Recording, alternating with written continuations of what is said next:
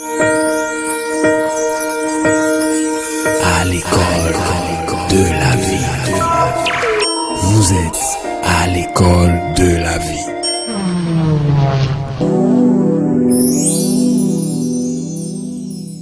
Cher ami, tu sais, aujourd'hui, on est dans une société où il y a du jugement partout.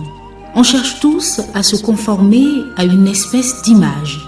Cette image, en fait, c'est ce que les autres voudraient qu'on soit.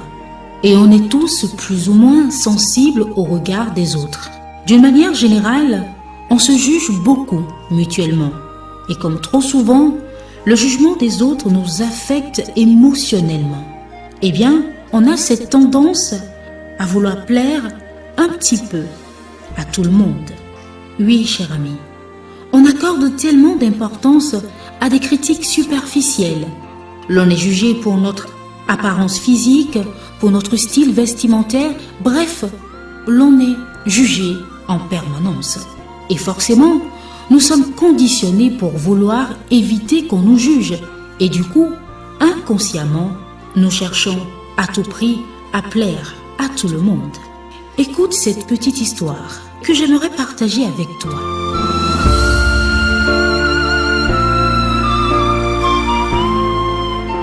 C'est l'histoire du père, du fils et de l'âne, vivant dans la montagne dans un petit village. Et un jour, le père décide de descendre en ville avec son fils et son âne. Ils arrivent dans la ville, tous assis sur le dos de l'âne.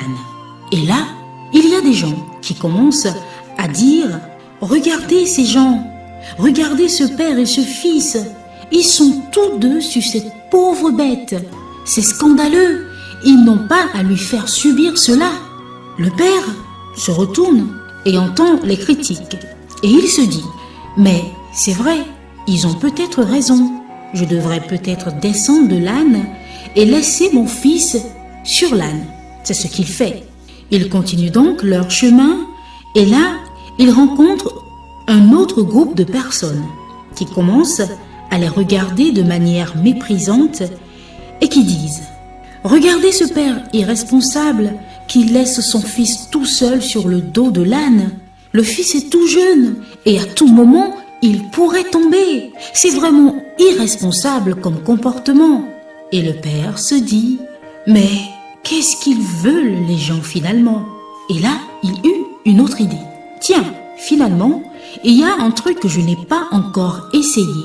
C'est de laisser mon fils marcher à côté de l'âne et moi je reste sur le dos de l'âne. » Ils reprennent leur chemin dans la ville. Et là, ils croisent à nouveau un autre groupe de personnes qui les regardent encore d'un air méprisant et qui se disent « Regardez-moi ce père, il est en train de profiter de l'âne. Il ne se fatigue pas et son fils, lui, il est en train de marcher à côté. Le fils est jeune, il ne devrait pas marcher comme cela. C'est lui qui devrait avoir la place sur l'âne. » Et là, le père entend une fois de plus ces dires. Il se dit encore « Mais qu'est-ce qu'ils veulent finalement ?» Tout à l'heure, on était à deux sur l'âne. Il n'était pas content. Mon fils était seul sur l'âne. Il n'était pas content. Et là, c'est moi. Ils ne sont pas non plus ravis. Puis soudain, le père eut l'idée d'essayer un dernier truc qui se résume à laisser l'âne tout seul et à marcher, lui et son fils. Comme ça, les gens seraient ravis cette fois-ci. Donc le père descend de l'âne et se met à marcher avec son fils. Et ils continuent leur route. Et là, ils croisent encore des gens qui rigolent, ricanent en disant « Regardez ces idiots, ils pourraient très bien monter sur l'âne. Et là, qu'est-ce qu'ils font? Ils se fatiguent à marcher, ils laissent l'âne sans rien, sans bagage, alors que l'âne est censé porter des bagages, des personnes. Ils sont stupides. » Le père est désespéré. Il se dit « J'ai tout tenté, mais les gens ne sont jamais contents. » Il commence à se dire « Finalement, on ne peut pas plaire à tout le monde. Oui, c'est fondamentalement impossible de plaire à tout le monde.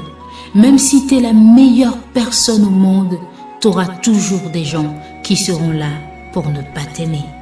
Tu auras toujours des gens qui te critiqueront, qui te mettront des bâtons dans les roues. Même si tu es la personne la plus plate du monde, qui essaie d'avoir un discours insipide, qui essaie de plaire à tout le monde, même dans ces cas-là, cher ami, tu auras toujours des gens qui te critiqueront. Alors, bien-aimé dans le Seigneur, quoi que tu fasses, tu ne pourras jamais plaire à tout le monde. Il ne sert à rien de plaire à tout le monde. Et la meilleure chose à faire, c'est d'être soi-même, car en essayant de plaire à tout le monde, tu n'es pas toi-même et tu n'as plus d'identité. Laisse-moi te dire, cher ami, Jésus-Christ a démontré cette sagesse. Il ne s'est jamais conformé à son siècle. Et malgré l'insistance des docteurs de la loi, pharisiens et scribes, Jésus ne s'est jamais conformé à son siècle. Il a transformé le monde de par sa particularité, sa singularité. Son seul désir était de faire la volonté de Dieu et chercher l'approbation de Dieu. Comme l'apôtre nous le dit si bien dans sa première épître aux Corinthiens en son chapitre 10, le verset 31, je cite, « Soit donc que vous mangiez, soit que vous buviez, soit que vous fassiez quelque autre chose, faites tout pour la gloire de Dieu. Soit donc que vous mangiez, soit donc que vous buviez, soit que vous fassiez quelque autre chose, faites tout pour la gloire de Dieu. » Et pour finir l'école de la vie de ce jour, je vous pose cette question. Je nous pose cette question en Galates chapitre 1er verset 10. Et maintenant, est-ce la faveur des hommes que je désire ou celle de Dieu? Est-ce que je cherche à plaire aux hommes plutôt qu'à Dieu? La réponse vous appartient. Voilà l'école de la vie de ce jour. Renoncez à plaire.